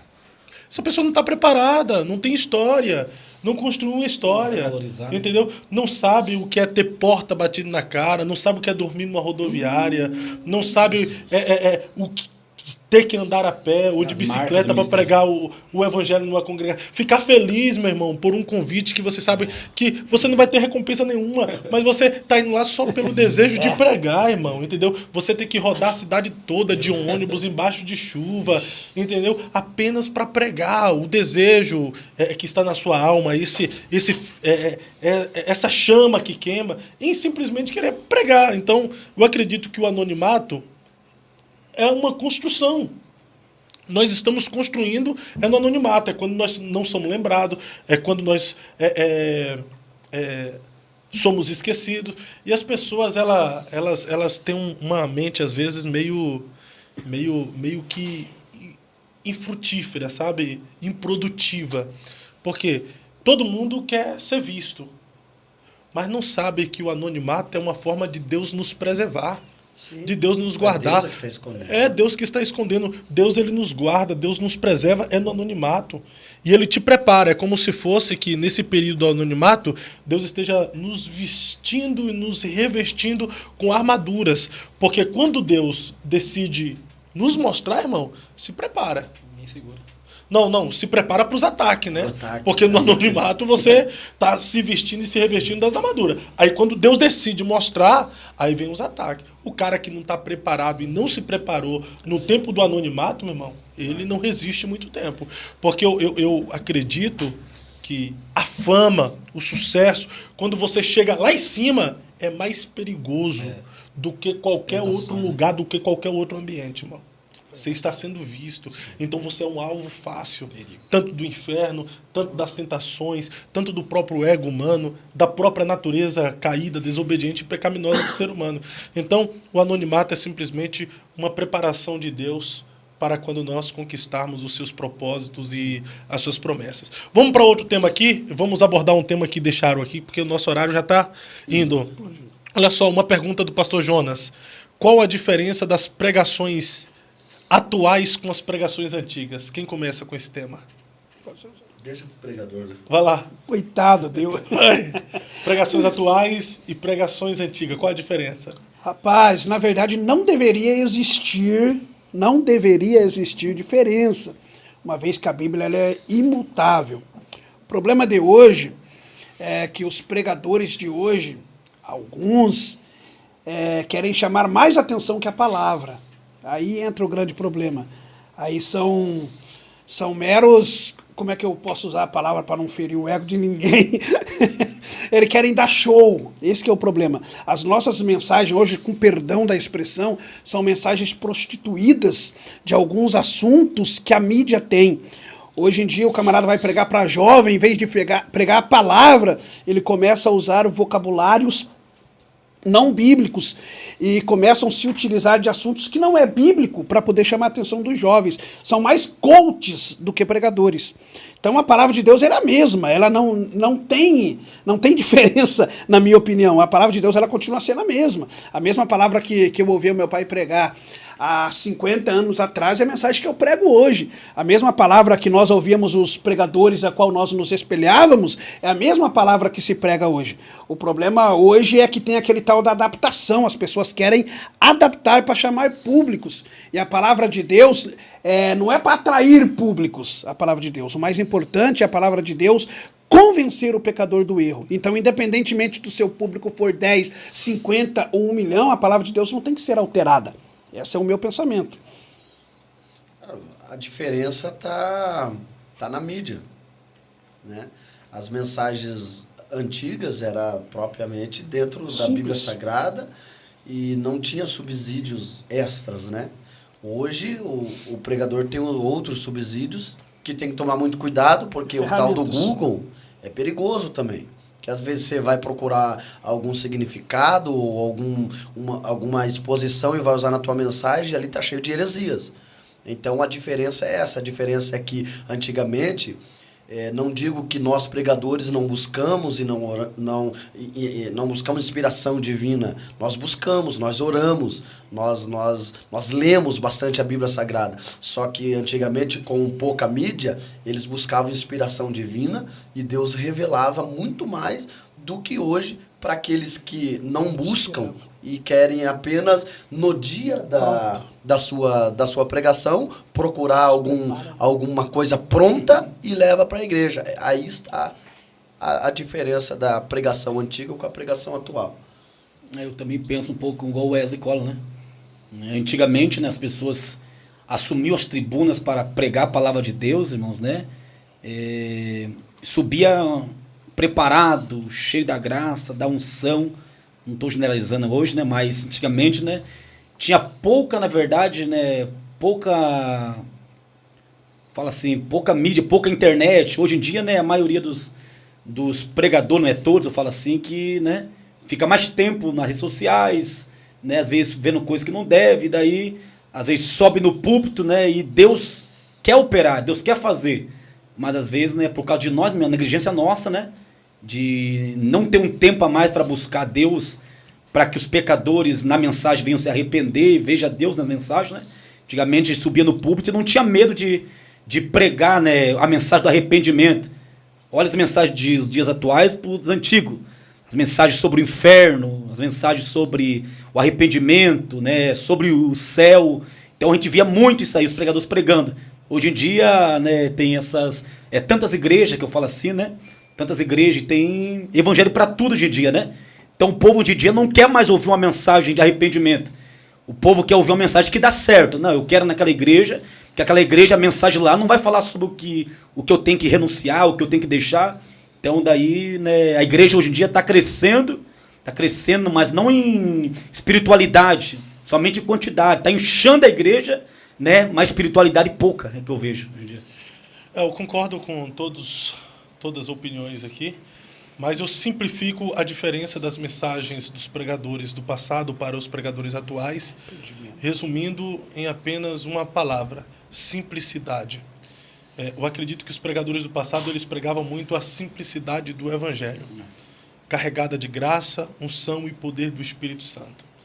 Hoje, com o advento da tecnologia, muitas informações, porém pouca sabedoria. Às vezes a gente tem muita informação e pouca sabedoria para passar. Existem mensagens hoje que a gente ouve, cara, que são mensagens recheadas, cheias de informações, entendeu? Mas não centraliza Cristo nessa mensagem. Não gera arrependimento. Não gera arrependimento, não traz a simplicidade do Evangelho. Ela não expressa, de fato, o amor de Cristo. Eu já vi o camarada trazer significado de números originais e não falar de Cristo sequer uma vez na mensagem dele. Entendeu? Então, acredito que no passado, os nossos pais, com toda a simplicidade que eles tinham, faço algumas ressalvas, porque existem eruditos também no passado, pessoas que sempre tiveram gabaritos e bastante conhecimento bíblico, mas no passado os nossos pais, eles tinham mais simplicidade para passar. Hoje em dia, dependendo de quem e aonde você for ouvir, você tem que estar acompanhado do Aurélio, meu irmão. Não sabe o que o cara está falando. Se você né? não vai entender, principalmente na introdução de muitos pregadores. Então, assim, o que nós precisamos nesse tempo é simplicidade para pregar Cristo, e precisamos, de fato, da simplicidade do Evangelho. Mais uma pergunta aqui, agora do Gesiel Exídio. Deixa eu ver aqui. O Gesiel, quer ver? Ó?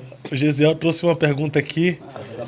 Quer ver? Ó, por que tantos pregadores com a vida torta fazendo sucesso?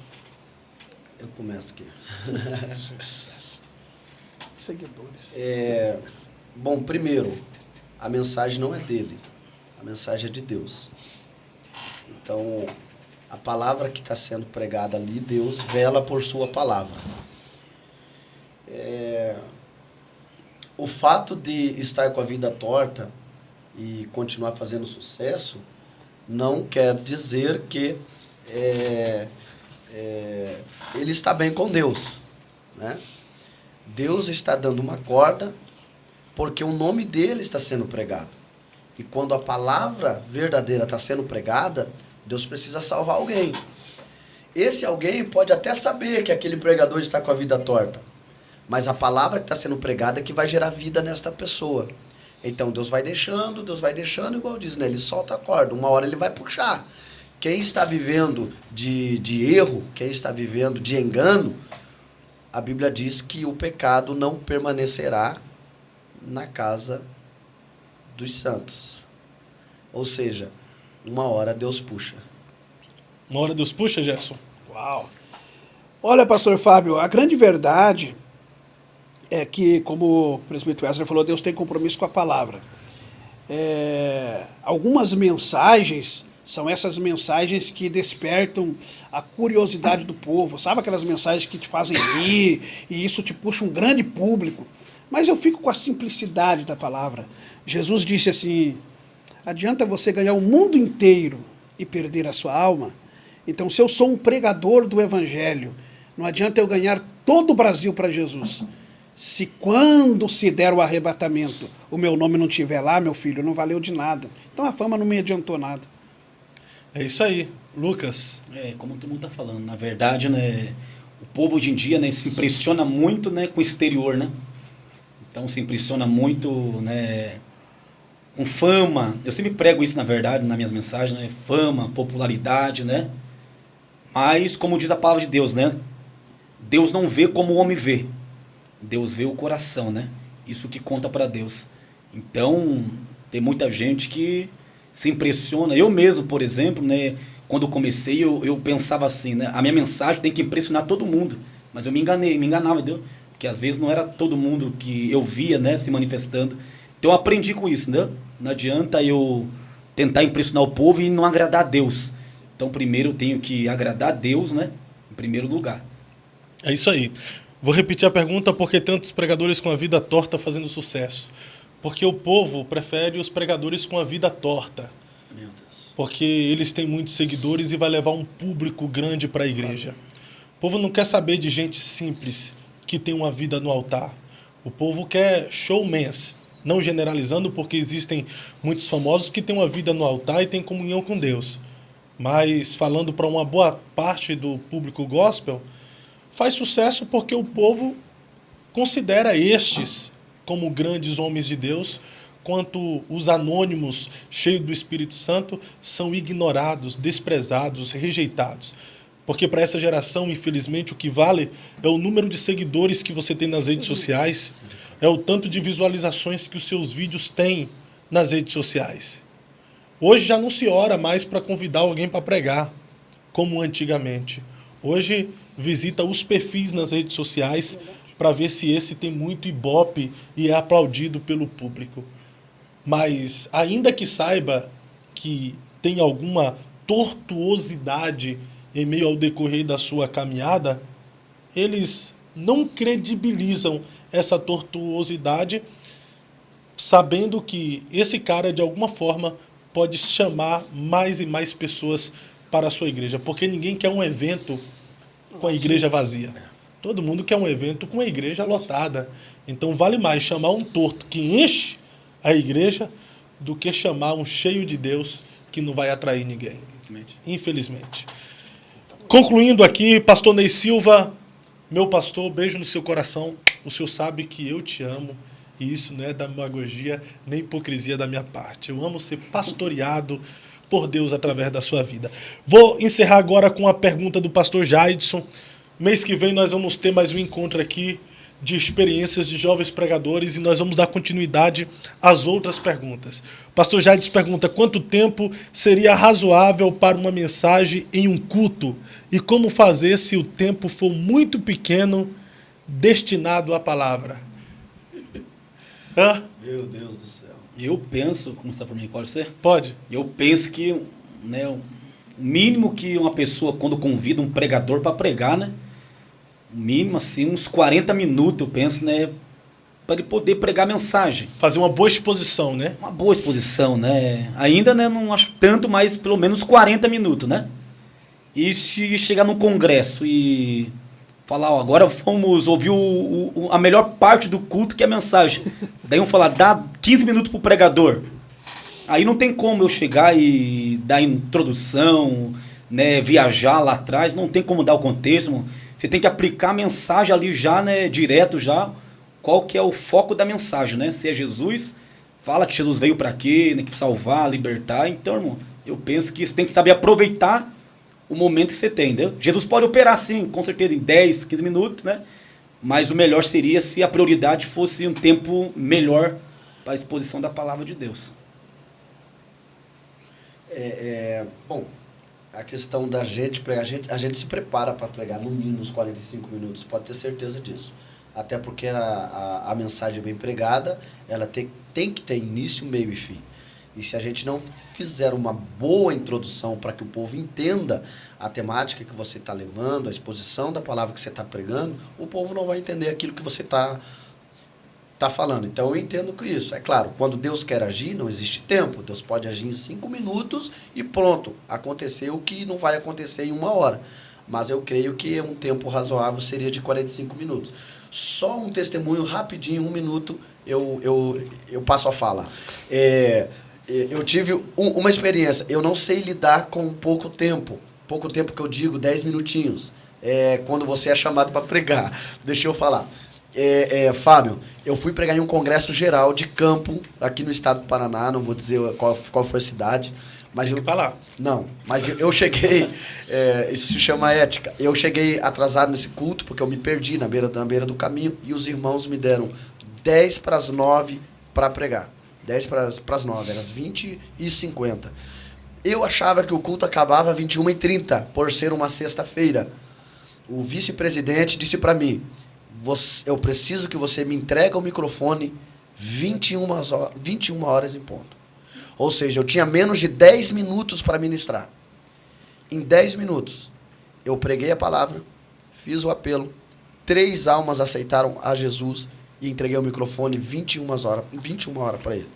Então eu entendo que quando Deus quer fazer, Deus faz em um pequeno espaço de tempo.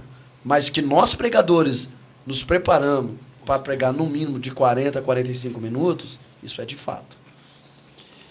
Compactuo com tudo que vocês disseram aqui.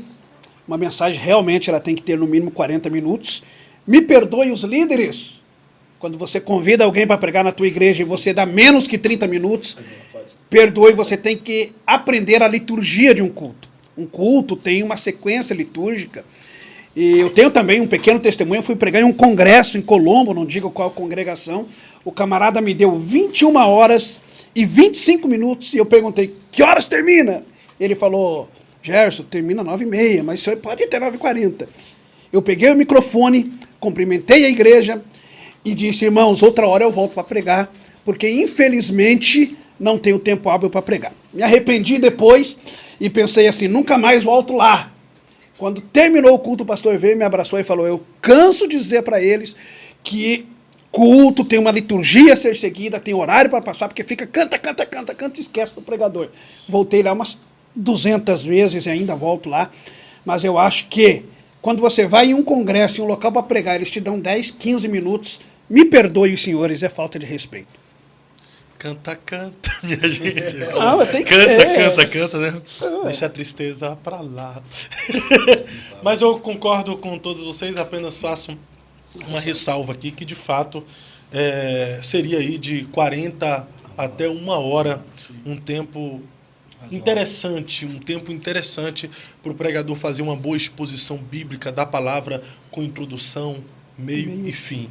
Deixar uma dica: quando a pessoa dá um tempo bem curto para o pregador pregar, ele está prejudicando o evento dele.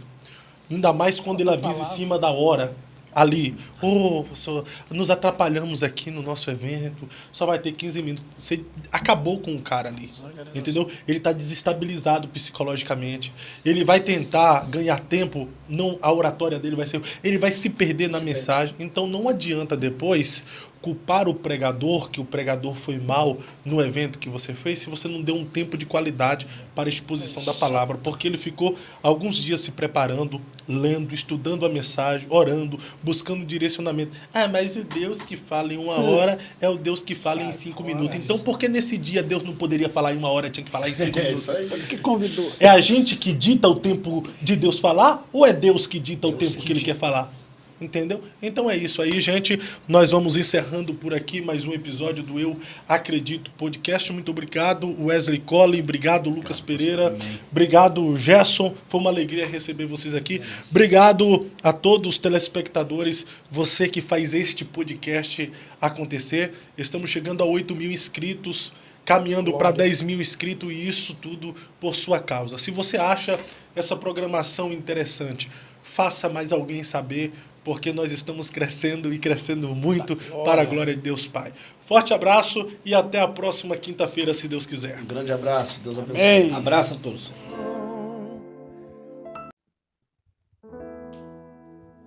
Eu acredito na minha geração, fui escolhido